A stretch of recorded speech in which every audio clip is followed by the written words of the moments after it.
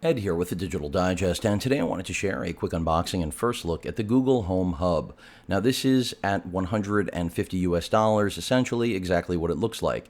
A Google Home with a screen. Finally, we have one. Now, yes, other competitors have already released products. My favorite of the group is Lenovo's offering in terms of design and screen size. I think it's the best until the Google Home has finally arrived. And I haven't actually had the Lenovo in-house to review, so the Google Home Hub will be interesting. So again, visual aid beyond just having the audio that we have with our Google Assistants. And at 150, I think they came in at a fair price point. It gives also headroom for this going on sale. And I've already seen it as low as 100.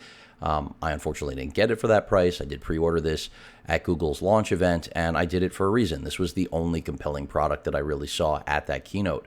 So you can see right here in terms of cues, commands that you can gain access to, your Google Calendar, Google Maps, your Nest suite if you have everything. So you can say, show me the front door, something I could do with my Amazon Echo, but I really was waiting for Google to finally deliver, and hopefully they have. Now, I'm not in love with this design. You can also control YouTube, YouTube Music, Spotify, and Google Photos. This, to me, is one of the most compelling things. I've always said, why doesn't Google create a picture frame? I know digital picture frames are passé, so it's time for someone to reinvent it. I'm not trying to make Google some more money here, but wake up and realize, I mean, this is about as close as they've come. With all of your Pixel phones being automatically backed up, why not make a digital picture frame, if I could speak English today, to actually host all of those images and let you cycle through them? And this will let you do that, to my knowledge, so this should be interesting. As you can see, 7-inch display, dual microphone, so far field capability on those mics. I'm hoping that's actually true, because that is one of my gripes with my current Google Homes, both the Mini and the main unit. And then a full range speaker, and of course voice matching capability, multi-room audio, Bluetooth 5, and it does work, of course, with Android as well as iOS, 2.4 and 5 gigahertz Wi-Fi compatible. So I'm not going to have problems with my mesh network, hopefully.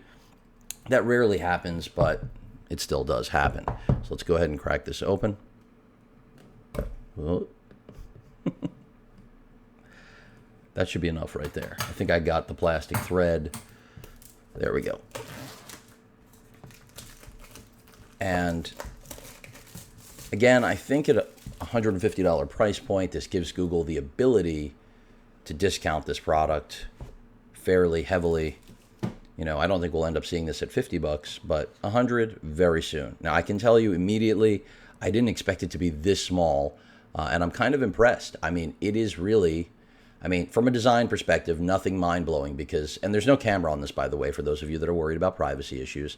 You do have a mute button right there, but the speaker, everything looks good to me. I mean, it is a small unit.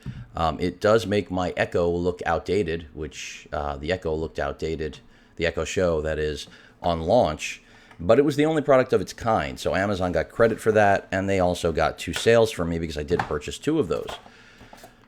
Some, paperwork, your Let's Get Started guide, and then, of course, the power brick, which I went the wrong way, but that's okay.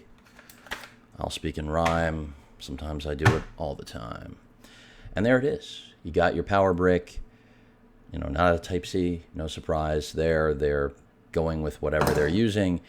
And again, it'll just be nice to finally have a Google Assistant with a screen and not pay a ransom for it. And as these go on sale, if it's what I think it's going to be, if it performs as well as I hope, I'll probably be, picking up quite a few of these. Volume rocker right there, your power port right there. That's pretty much everything. So there you have it, the Google Home Hub. Any questions or comments, please feel free to post them. Hit that like button.